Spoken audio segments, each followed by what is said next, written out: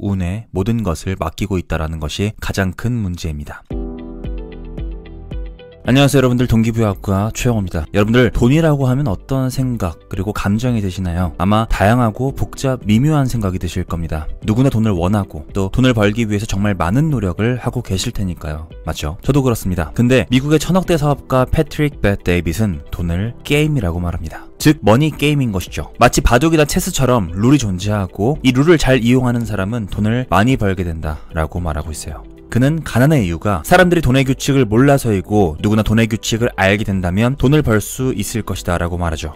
그가 말하는 돈의 규칙은 총 20가지가 있다고 합니다. 10가지씩 총 2편에 나눠서 소개해 드리려고 해요. 자, 그럼 지금부터 그가 말하는 돈의 규칙에 대해서 함께 알아보도록 하죠. 첫 번째 규칙, 돈은 게임이다. 첫 번째 규칙이 가장 중요해요. 돈은 게임과 다름없습니다. 모든 게임에는 규칙이 존재하죠. 그렇기 때문에 어떤 게임이건 간에 결국 잘하게 될 수밖에 없다는 겁니다. 예를 들어서 여러분들이 체스를 한 번도 해본 적이 없어도 100번 정도 해보신다면 저를 쉽게 이길 수 있을 겁니다. 이게 바로 게임의 가장 큰 장점이자 핵심이에요. 돈으로 하는 게임의 가장 큰 장점은 배울 수 있다는 점입니다. 사람들은 돈 문제로 싸우기도 하고 다양한 문제로 머리를 싸매기도 하죠. 어떤 사람은 똑똑하기 때문에, 타고난 재능이 있기 때문에 부자가 됐다고 말하지만 그것은 틀렸습니다. 그 사람은 그저 돈으로 게임하는 법을 배운 것일 뿐이에요. 자, 돈에 대한 두 번째 규칙, 돈을 싫어하지 마라. 돈을 싫어하는 사람에겐 돈이 따르지 않습니다. 절대로 따르지 않아요. 돈은 자신이 좋아하지 않는 사람을 이해하려고 하지 않습니다. 또한 자신을 싫어하는 사람을 똑같이 싫어해요. 이것은 정말 간단하지만 아주 중요한 사실이니까 꼭 명심하시길 바랍니다. 돈을 절대로 싫어하지 마세요. 세 번째 규칙, 돈은 더블 게임이다.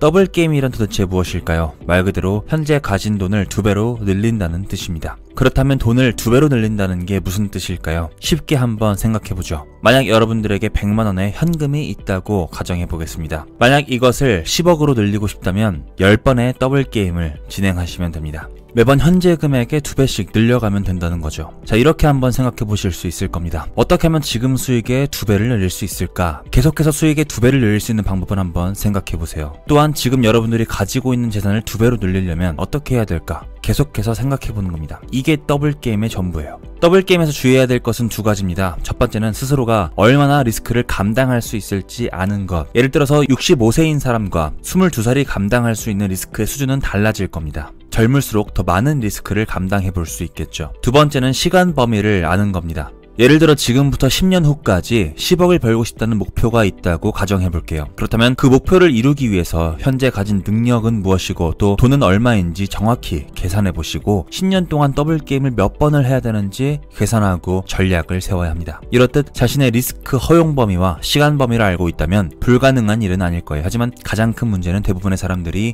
이렇게 계산을 하지 않고 운에 모든 것을 맡기고 있다는 것이 가장 큰 문제입니다. 네 번째 규칙, 돈은 유혹을 좋아한다. 돈은 유혹을 좋아해요. 그래서 자신을 유혹하는 사람에게 끌리죠. 여자가 간절한 남자를 별로 좋아하지 않는 것처럼 돈도 간절한 사람을 별로 좋아하지 않습니다. 왜냐면 간절한 사람들은 돈을 벌어서 모두에게 자랑하고 싶어 하기 때문이에요. 돈은 마치 이렇게 여러분들에게 다가올 겁니다. 오, 이 사람이 마음에 들어. 멋있어, 매력적인데? 하면서 말이죠. 그러니까 제발 난 돈 너가 좋아 이렇게 하면서 푹 빠져서 돈에게 먼저 유혹당하면 안 됩니다. 여러분들이 먼저 돈을 유혹하셔야 돼요. 쉽게 말하면 돈과 유혹 게임을 해야 된다는 말입니다. 돈은 자신이 무엇을 하고 있는지, 무엇을 원하는지 아는 사람을 좋아합니다. 그러니까 돈을 유혹하는 방법을 배우셔야 해요.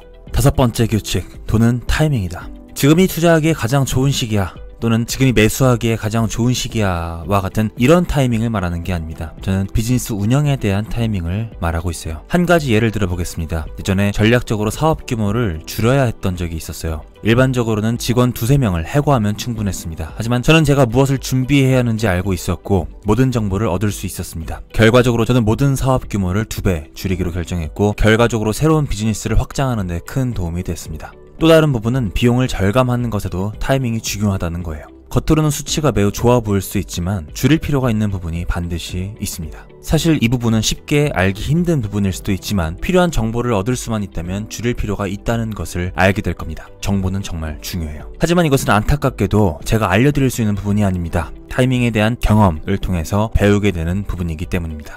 구매 시점의 타이밍, 투자 시점의 타이밍, 유지할 때의 타이밍, 움직일 때의 타이밍 등등 모든 결정에는 타이밍이라는 측면이 있다는 걸 알아야 합니다. 그래서 사업을 종합예술이라고 하는 것 같아요. 여섯 번째 규칙, 돈은 지루함을 싫어한다. 돈은 계속해서 움직이고 이동해야 합니다. 돈은 지루한 것을 좋아하지 않아요. 돈이 어딘가에 머물러 있고 제 역할을 하지 않는다면 돈은 금세 지루함을 느낍니다. 그리고 그 돈으로 무엇을 할 수 있는지 아는 다른 사람에게로 가게 될 겁니다. 따라서 돈이 항상 움직이고 있는지 확인해야 됩니다. 돈이 항상 여러분들을 위해 움직이는지, 여러분들을 위해 일하고 있는지, 항상 더 많은 수익을 창출하기 위해서 무언가를 하고 있는지를 항상 체크해 보시길 바래요. 일곱 번째 규칙, 위기 계좌가 있어야 합니다. 위기 계좌는 쉽게 말해서 아무도 모르는 계좌를 말합니다. 아내, 남편, 남자친구, 여자친구, 엄마, 아빠, 형제, 자매 등 그 누구도 이 계좌에 대해서 알면 안 돼요. 이 계좌는 현금일 수도 있고 아무도 모르는 어딘가에 숨어 있을 수도 있습니다. 위기 계좌는 단순히 비상금 계좌를 말하는 게 아닙니다. 진짜 위기 상황이 생겼을 때 사용할 수 있는 계좌를 뜻해요. 제 경험을 말씀드리겠습니다. 회사에 남은 돈이 겨우 1,300만 원이었을 때가 있었습니다. 심지어 회사가 문을 닫기 직전이었죠. 이런 어려운 상황에서 무엇이 제 회사를 구했는지 아십니까? 저의 회사를 구한 것은 제가 가지고 있던 위기 계좌였어요. 아무도 몰랐던 그 계정 말이죠. 위기 계좌 덕분에 다시 돈이 생겼고 사업에 투입되어서 결국 회사를 구했습니다. 비즈니스를 하면서 힘든 시기를 견뎌내고 이겨내기 위해서는 비밀스러운 위기 계좌가 반드시 있어야만 해요. 여덟 번째 규칙, 1등석을 타지 마라. 은행 계좌에 100억이 모일 때까지는 1등석을 타지 마세요. 40만 원으로 탈 수 있는 항공편에 200만 원씩 쓰는 사람들이 너무나 많습니다. 제 키는 195cm이며 108kg입니다. 보통 사람들보다 큰 체격이에요. 이런 제가 지금까지 몇 번이나 1등석을 탔을까요? 한 번도 없습니다. 저는 한 번도 제 돈으로 1등석을 이용한 적이 없어요.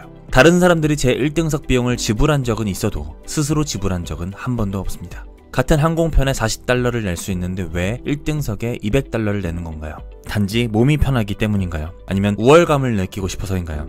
아주 특수한 상황이 아니라면 왜 그 돈을 낭비해야 할까요? 차라리 그 돈으로 사업에 투자하는 게 맞습니다. 직원들 월급을 주거나 마케팅 비용으로 사용하는 것이 훨씬 더 이득일 거예요. 아홉 번째 규칙, 세금을 공부해라. 저는 전 세계 100개 이상의 국가에서 이메일을 받고 있습니다. 몇몇 사람들은 공산주의 체제에 살고 있고 몇몇 사람들은 사회주의 지역에 살고 있어요. 또 세금이 너무 높다면서 너무 화가 난다고 말하는 사람들도 많아요. 하지만 저는 세상이 바뀌지 않는 한 이것에 적응해야 한다고 말씀드리고 싶습니다. 여러분이 어느 국가에 거주하든지 간에 여러분을 보호해주는 것은 세금이에요. 세금이 어떻게 부과되는지 자세하고 명확하게 알아보시길 바랍니다. 그게 여러분들을 보호해줄 시스템이에요. 특히 비즈니스 소유자에게는 이점이 많습니다. 비즈니스 소유자가 일자리를 창출하기 때문이에요. 일자리를 창출하면 세금 혜택을 받으실 수도 있고요. 더 많은 지원을 받으실 수도 있습니다. 평범한 직장인보다 사업가들이 더 많은 혜택을 받는다는 말을 하는 겁니다. 이것이 바로 제가 사람들에게 사업을 추천하는 이유이기도 합니다. 사업을 한다는 것은 더 많은 위험을 감수해야 하지만 그만큼 더 많은 보호를 받고 혜택을 누릴 수 있다는 말이기도 해요.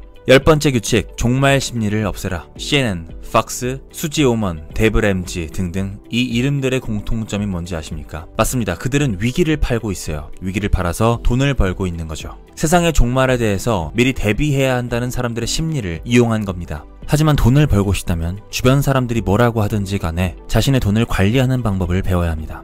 세상 사람들이 종말에 대해서 말하고 두려워하고 있다면 그때가 바로 여러분들이 부자가 될 수 있는 기회라는 것을 알아야 해요. 그때를 대비해서 현금을 모아두시고 기회가 오면 과감하게 행동하시길 바랍니다. 지금까지 미국의 1000억대 사업가 패트릭 데빗의 돈의 규칙 20가지 중에 10가지를 알아봤습니다. 정리하자면 첫 번째, 돈은 게임이다. 두 번째, 돈을 싫어하지 마라. 세 번째, 돈은 더블 게임이다. 네 번째, 돈은 유혹을 좋아한다. 다섯 번째, 돈은 타이밍이다. 여섯 번째, 돈은 지루함을 싫어한다. 일곱 번째, 위기 계좌가 있어야 된다. 여덟 번째, 1등석을 타지 마라. 아홉 번째, 세금을 공부해라. 열 번째, 종말 심리를 없애라. 였습니다. 이 중에서 저에게 가장 인상 깊었던 내용은 4번 돈은 유혹을 좋아한다라는 내용이었는데요. 패트릭이 이 부분을 말할 때 돈에 유혹당하지 말고 돈을 유혹하라고 말합니다. 이것을 다시 한번 생각해본다면 사실 돈을 유혹하는 게 아니라 사람을 유혹한다고 생각하는 게 맞다고 봐요. 어떻게 보면 제가 7년간 돈만 쫓으면서도 돈을 벌 수 없었던 이유가 저에 대한 어떤 매력을 갖추지 않고 저에 대한 어떤 실력을 갖추지 않고 누군가가 저에게 돈을 주기만을 바랬던 것 같아요. 돈을 어떻게 하면 쉽게 벌 수 있을까에 대해서만 생각했던 것 같습니다. 제가 누군가한테 무언가를 제공하지 않으면서 말이죠. 하지만 결국에 제가 기존보다 더 경제적으로 나아졌던 이유는 제가 누군가에게 무언가를 제공할 수 있고 그 제공할 수 있는 것이 점점 더 탄탄해지고 확실해지면서 매력을 갖추게 되었던 것 같습니다. 제 생각인데요. 사람은 각자가 자기만의 분야에서 자기만의 무기를 가지고 또 그 분야에서 자신감을 갖출 때야말로 비로소 매력적으로 변하는 것 같습니다. 그래야만 또 우리가 돈을 유혹하고 또 누군가를 유혹할 수 있지 않을까라는 생각을 해봅니다. 여러분들 우리 약속 하나만 하시죠. 무기 하나씩 가지고 정상에서 만나는 걸로. 그날이 곧 오기를 바라겠습니다. 감사합니다. 지금까지 동기부여학과 최용호였습니다.